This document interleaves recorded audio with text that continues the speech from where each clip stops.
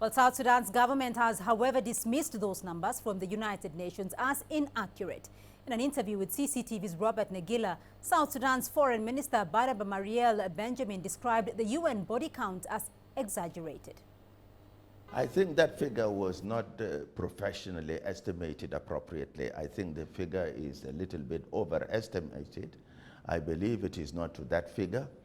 Now with the peace process coming on and the reconciliation process coming up, we will properly actually assess exactly how many who lost their lives during this sad incident of the political crisis. But it is not on the side of the 50,000 as quoted. So we differ with the United Nations. On this particular peace agreement, just how far has it gone now? We know that the transitional government was supposed to have been formed.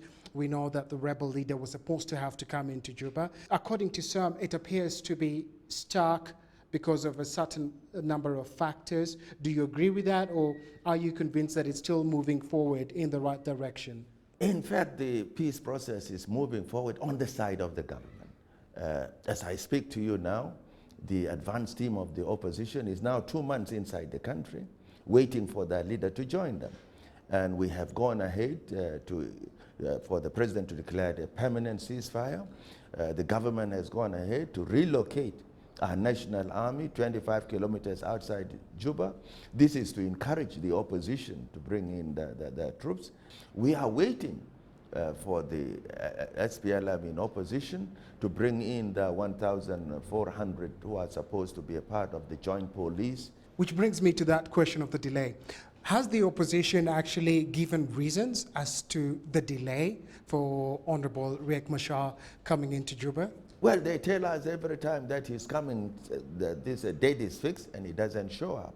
You know, recently the Secretary General of the United Nations, Mr. Ban Ki-moon, was in Juba, and they were able to meet with our president, and he assured the president that the rebel leader was supposed to be in either on the 1st or the 2nd of March.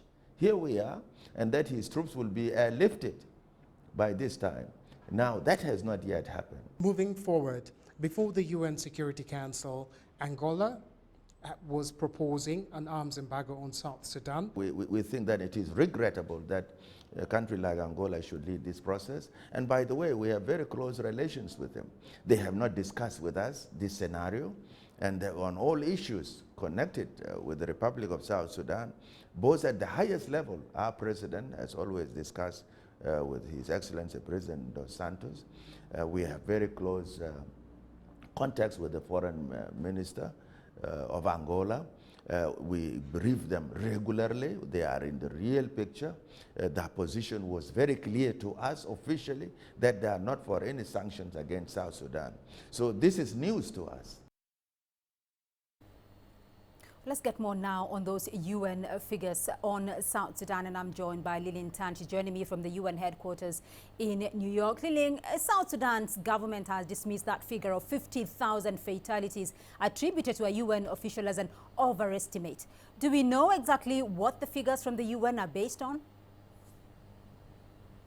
We don't exactly know where exactly these figures are coming from, because the numbers were quoted in a Reuters article citing a senior UN official who was speaking on condition of anonymity.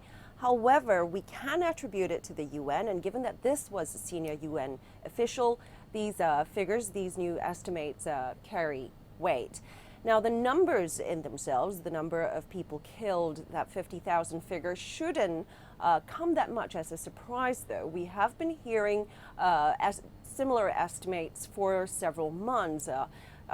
There have been estimates that the number of people killed have been in the tens of thousands, and even as far back as November 2014, the International Crisis Group, the conflict think tank, had estimated the death toll to be at least 50,000, and it had said then that it believed that this was a conservative estimate. So on itself, the 50,000 figure perhaps shouldn't come so much as a surprise.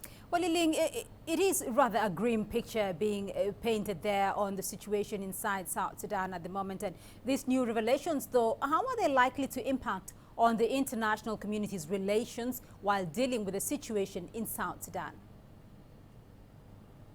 Well, it would certainly ramp up pressure from the international community on the South Sudanese leadership to move forward this peace process and this peace agreement. Now, we do know that any stronger measures would come in the form of sanctions, and just this week, the UN Security Council had renewed and extended its sanctions system on South Sudan. Sanctions include asset freezes, travel bans on 6 generals, 3 from each side. This was, of course, imposed in the summer of 2015. It's being extended until May. So there is growing pressure to push the parties to the conflict into executing on this peace agreement. But the thing is, as we just heard, there is a lot of moving parts, and these moving parts need to be allowed to settle. Some in the international community say these moving parts need to be allowed to move and then settle, because this is a very delicate time in the peace process.